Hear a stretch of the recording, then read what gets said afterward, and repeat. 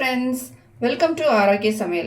நம்ம இன்னைக்கு வந்து ஒரு டேஸ்டான ஸ்வீட் ரெசிபி தான் பண்ண போகிறோம். வாங்க எப்படி செய்யலான்னு பார்க்கலாம். ஸ்டவ் ஆன் பண்ணிவிட்டு ஒரு பேன் வச்சுக்கோங்க.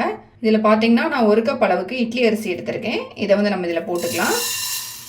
அரிசி பார்த்தீங்கன்னா நான் வந்து தண்ணியில் வந்து ஒரு 2 வாட்டி நல்லா கழுவிட்டு ஒரு துணியில் போட்டு லைட்டாக காய வச்சுட்டு அதுக்கப்புறமா தான் எடுத்திருக்கேன். இப்போ இதை வந்து நம்ம வந்து நல்லா மீடியமான ஃப்ளேமில் வச்சுட்டு நல்லா வறுத்து எடுத்துக்கலாம். இந்த அரிசி வந்து நல்லா பொரிஞ்சு வரணும். நமக்கு அரிசி பார்த்திங்கன்னா நமக்கு லைட்டாக வந்து நல்லா பொரிஞ்சிடுச்சு. இன்னும் வந்து நமக்கு கொஞ்சம் கூட இந்த அரிசி வந்து நல்லா வறுபடணும். அதனால் மீடியமான ஃப்ளேமில் வச்சுட்டு கைவிடாமல் கிளறிட்டே இருங்க. அப்போ தான் எல்லா பக்கமும் ஒரே மாதிரி ஈவனாக பொரிஞ்சு வரும்.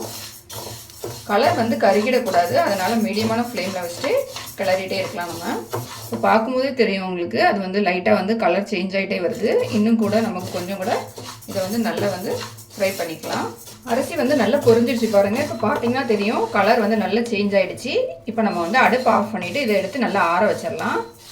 அரிசி வந்து நல்லா ஆறட்டும். அதுக்குள்ளே வந்து நம்ம கருப்பட்டி வந்து கரைச்சிக்கலாம்.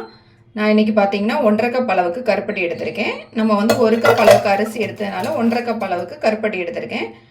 இது வந்து நான் வந்து தண்ணியில் கரைக்கிறதுனால பெருசாக எடுத்திருக்கேன். உங்களுக்கு பொடி பண்ணி கூட சேர்த்துக்கோங்க 1.5 கப் அளவுக்கு. இப்போ இதில் வந்து அதே கப்புக்கு 1 கப் அளவு தண்ணி சேர்த்துக்கலாம். ஸ்டவ் ஆன் பண்ணிவிட்டு இதை வந்து நல்லா கரைச்சிடலாம். இது வந்து நமக்கு பாகுபதம் தேவையில்லை.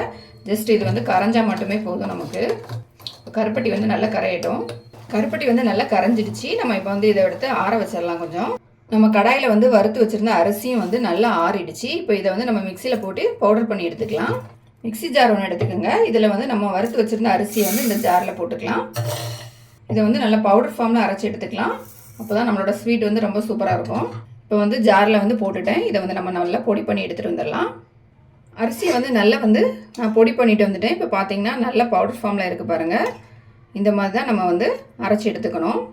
நான் வறுத்து வச்சுருந்த அரிசி எல்லாமே வந்து நல்ல பவுடர் ஃபார்மில் வந்து அரைச்சி எடுத்துகிட்டு வந்துட்டேன். ஸ்டவ் ஆன் பண்ணிவிட்டு ஒரு பேன் ஒன்று வச்சுக்கலாம். இதில் வந்து 1 ஸ்பூன் அளவுக்கு நெய் எடுத்திருக்கேன். இதை வந்து நம்ம இதில் போட்டுக்கலாம். நெய் வந்து நல்லா மெல்ட் ஆகிடுச்சு. 1/2 கப் அளவுக்கு தேங்காய் வந்து நல்லா துருவி வச்சுருக்கேன். இதையும் நம்ம இது கூட போட்டுக்கலாம். நெய்யில் வந்து தேங்காவை 2 நிமிஷம் நல்லா வறுத்துக்கலாம். தேங்காய் வந்து 2 நிமிஷம் நல்லா வந்து நெய்யில் வறுத்துட்டேன். இப்போ வந்து நல்லா வாசனை வருது. நம்ம வாசனை வரும்போது கருப்பட்டியை வந்து வடிகட்டி சேர்த்துக்கலாம். ஸ்டவ்வை வந்து நல்லா சிம்மில் வச்சுட்டு வடிகட்டிக்கோங்க. கருப்பட்டி சேர்த்த பிறகு ஒரு 1/4 டீஸ்பூன் அளவுக்கு ஏலக்காவும் சுக்கும் பொடி பண்ணி வச்சுருக்கேன். அதையும் நம்ம இது கூட சேர்த்துக்கலாம். உங்களுக்கு வந்து சுக்கு வேண்டாம்னா ஏலக்காய் மட்டும் பவுடர் பண்ணி சேர்த்துக்கோங்க. இப்போ வந்து நல்லா மிக்ஸ் பண்ணி விட்டுடலாம். இதை ஒரு பிஞ்ச் அளவுக்கு சால்ட் எடுத்திருக்கேன். இதையும் நம்ம இது கூட போட்டுக்கலாம். இப்போ நல்லா மிக்ஸ் பண்ணியாச்சு. நம்ம பொடி பண்ணி வச்சுருந்த இந்த அரிசியை வந்து கொஞ்சம் கொஞ்சமாக சேர்த்து இதில் மிக்ஸ் பண்ணிக்கலாம். கொஞ்சம் கொஞ்சமாக சேர்த்து மிக்ஸ் பண்ணிக்கோங்க. கட்டி எதுவும் இருக்காமல் நல்லா மிக்ஸ் பண்ணிக்கலாம். இதை ஸ்டவ்வை வந்து நல்லா சிம்மில் வச்சுட்டு நம்ம மிக்ஸ் பண்ணிக்கலாம். இது அரிசினால நமக்கு வந்து சீக்கிரமாக வந்து அது கெட்டி ஆகிடும். அதனால் மிக்ஸ் பண்ணிக்கிட்டே இருங்க. இப்போ அரிசி எல்லாத்தையுமே போட்டுட்டேன். நல்லா மிக்ஸ் பண்ணிட்டேன். நம்ம அரிசி சேர்த்த பிறகு அந்த கருப்பட்டி தண்ணி எல்லாமே வந்து அரிசியில் வந்து உடனே அப்சர்வ் ஆகிடும். அதனால் கைவிடாமல் கிளறிட்டே இருங்க. இப்போ வந்து எல்லாமே நல்லா திக்காயிடுச்சு. இதில் வந்து கருப்பட்டி, தேங்காய், அரிசி எல்லாமே சேர்த்துருக்கிறதுனால வாசனை வந்து ரொம்ப நல்லாவும் இருக்கும். டேஸ்ட்டும் வந்து ரொம்ப சூப்பராக இருக்கும். இது வந்து ரொம்ப நேரம் நம்ம வந்து வேக வைக்க வேண்டாம். ஏன்னா வந்து நம்ம அரிசி வந்து ஏற்கனவே நல்லா வறுத்து பொடி பண்ணி தான் சேர்த்துருக்கோம்.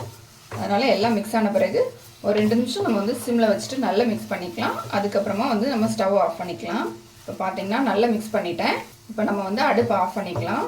ஆஃப் பண்ணிவிட்டு இது வந்து கொஞ்சம் ஆற வச்சிடலாம். நம்ம கையில் எடுக்கிற அளவுக்கு சூடு வந்த பிறகு நம்ம வந்து இதை வந்து சின்ன சின்ன உருண்டை மாதிரியோ இல்லைன்னா வந்து ஸ்கொயர் ஷேப்பில் மாதிரியோ உங்களுக்கு எந்த மாதிரி ஷேப் வேணுமோ அந்த மாதிரி ரெடி பண்ணிக்கலாம். இப்போ இதை வந்து ஆறட்டும் நல்லா. இப்போ பார்த்தீங்கன்னா நல்லா ஆறிடுச்சு. நான் ஆறதுக்கு வேண்டி ஒரு பிளேட்டில் வந்து மாற்றி வச்சுருந்தேன்.